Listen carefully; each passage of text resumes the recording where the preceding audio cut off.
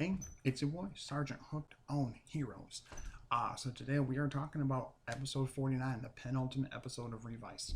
Um, it's been a fun ride, and I do think, like I said before, I've spoken before about some issues here and there with Revice. Regardless, my fun and my love for it is outweighing the negatives, and I really still enjoy this show. I'm not trying to say it's perfect. I'm not trying to say its negatives are non-existent. God knows they're not. But every Rider season isn't perfect and has goofiness to it. So like, and every Sentai season too. So like, I don't know. I've always thought about it like this. I think that anybody's top whatever favorite seasons of whatever show need to be based solely on how much fun slash entertainment did you have, how much fun with it, or how much entertainment did you get from it, basically. Because like to compare different Rider seasons, especially when they're not a sequential like story type thing, it's kind of weird. I mean, it's hard, difficult to do. So I think it's more fun to just do like these are the ones I had the most enjoyment from. Not to say that the ones I didn't have as much are bad, but these are just my favorites that stuck out to me. Clearly, since I'm clearly a giant Forze fan and a Real Soldier fan, but anyway, so episode 49. Ikki is trying to live with his family and work at the spa, but he's still finding it hard due to the memory loss, and it's super awkward. He's like doing his best to be polite, but he doesn't know them, and I kind of compared it to like when like you start a new job or like you just meet like a new friend group and you're just trying to get to know each other and it's just kind of like touch and go until you figure out the dynamic. um and you don't really know what to say. You don't know if they can handle your humor, if depending on where your humor is, if it's dark or light or in the middle. And yeah, so it's really weird and sad and awkward because it's like the entirety of his family he doesn't remember. The only person he remembers is Vice. We'll get to that. Very important. So Vice feels awful about it. That it was his contract that made this happen. And he talks to George about it, why the memories haven't returned since he forgot his entire family, at least to him. Um, and George just kind of says a few things like, I don't know, figure it out yourself. Kind of still kind of like the same dick he usually is to Vice, but that he'll look into it and whatever.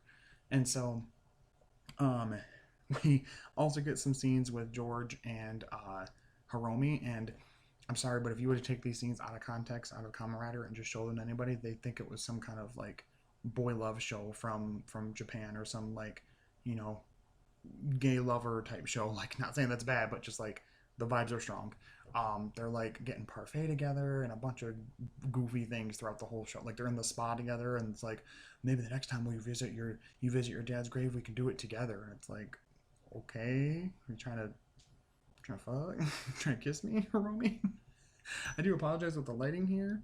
That is like making my face half ghost. I'm going ghost, over here. I don't like that. Um, so, Vice and Iggy leave the house, leave the happy spot. His parents are kind of scared at first. His brother and sister are like, "Whoa, where'd he go?" He leaves to find his own spot to live because he just doesn't feel comfortable. Like he doesn't dislike them, but he just wants to be able to have his own space and kind of figure things out. And so he goes and finds his own place to live, and him and Vice are living together. They go get groceries. They're cooking together. They're having a great time. And he even like puts on a suit and like tries to get a new job. He gets a job at this like ramen place. The guy gives it to him basically because he dressed nice. So that was really cool.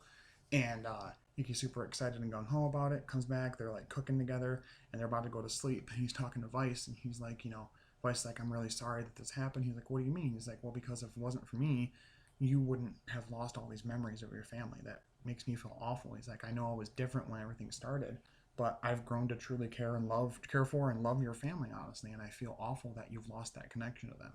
And he's like, I wouldn't want to lose my connection to you, though, Vice. You're like family to me. So, like I said before, he mentioned he doesn't understand why Ikki hasn't gotten his memories back, seeing as he's lost everybody else's. Didn't that fulfill the contract? No, because unbeknownst to Vice, Ikki now he knows, but at the beginning he didn't. Ikki sees Vice as family, so the contract isn't over yet. He's not forgotten Vice. So Vice comes up with a plan to kind of try and trick him a little bit and get Ikki to defeat him, to stop him, to destroy him, so he can get his memories back. He knows it will sacrifice him. He knows he may not come back, but he wants to put himself out there to save Ikki. And I really like this because we've gotten enough of Ikki throughout the series who's like willing to put himself on the line, even if it means losing his memories with his family, himself, getting hurt, whatever, to like save people. And I like how we're finally seeing the like apex of the arc for Vice and seeing how that affects him and makes him heroic as well. I really, really enjoy that. Um, clearly like the first 10ish episodes is Vice being more of like an ass and like, oh, I want to eat people and blah blah blah. But as he grows to be a partner with Icky is affected by him in terms of being like more passionate about things and willing to take chances even if it means somebody gets hurt. Like at least you're trying to do something good. And Vice is learning from him to care about life and to protect it, something a demon would really never learn on their own. And I really like that. I love their dynamic. It's one of the things I really enjoy about the show. And it got me pretty emotional in this one. I wasn't near tears exactly as much as last episode, but it was pretty close. So um, yeah. So Vice seemingly kills all of Ikki's family. He makes it look that way. It's like, oh god, what's happening to them? And he even fights Genta as Deathstream, and does this goofy thing where he takes a like little rubber ducky from the spa and stamps the gift card stamp on it and turns into a giant rubber ducky and eats Deathstream and then farts him out. For some reason, they needed to do that, and it looks like he killed his dad as well, right? Well, it's all a ruse. He's making him think that, so he'll have a reason to want to kill Vice. He thinks of, well, if he can destroy me, it'll break the contract. He'll get his memories back. He'll be good. I'd rather, he's willing to sacrifice, just like Icky, he's willing to sacrifice himself so that Icky can remember his family. So, so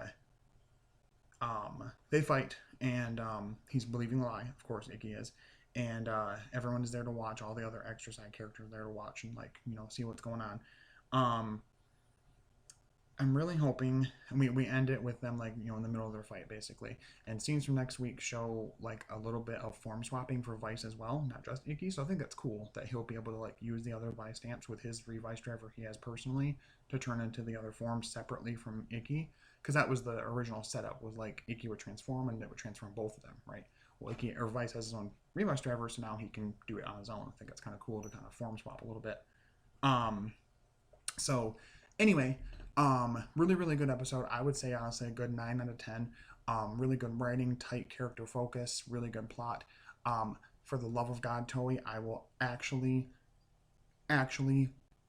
literally implode in like a nuclear, okay, I shouldn't say nuclear, in a like fiery explosion if you do the stupid Reiwa tradition of base form is the final form thing with like, oh, it's the Revice stamp, but it's got a little bit of speck of red on it, and now it's the Revice Live Devil stamp, and now we're gonna, with the power of friend, stop. But anyway, really excited about next week, with the finale be tomorrow when it airs. I'm recording this on Friday. Let me know in the comments what do you guys think. Where do you guys rate the episodes? Higher, lower, in the middle, favorite moments, things like that. What are your theories for the finale and how things are going to end up? I already have the Don Brothers review up, hopefully by the time this is uploaded. And hopefully going to do a bit of a Power Morphicon like reveals, news, and details type video dump that's going to be all my stuff that happened at Power Morphicon and information we get from that. So look out for that for sure. But thank you guys so much for watching. I really appreciate you guys so much. It really means a lot to me. We're over 300 subscribers. Very appreciative of that. Thank you so much for watching. But until next time, stay hooked on them heroes. I will talk to you later. Bye, bye, bye, bye.